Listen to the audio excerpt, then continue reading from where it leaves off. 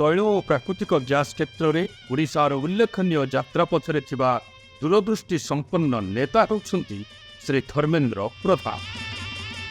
आमर माननीय प्रधानमंत्री श्री नरेंद्र मोदी को मार्गदर्शन श्री धर्मेन्द्र प्रधान ओडिशा को तारका ठारू मध्य अधिक उज्जवल करी। भारत का अगर विकास करना है तो पूर्वी हिंदुस्तान के विकास के बिना भारत विकसित नहीं हो सकता। भारत की विकसित होने की रास्ता उड़ीसा से ही है।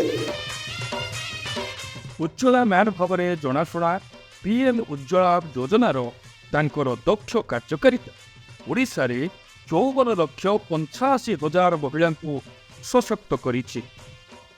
शक्ति एवं गैस प्रकल्प में विनियोगर वृद्धि घटिछि। विभिन्न कारखाना एवं प्रकल्पर निर्माण एवं नवीकरण हेतु प्रगति मध्य प्रज्वलित होइछि।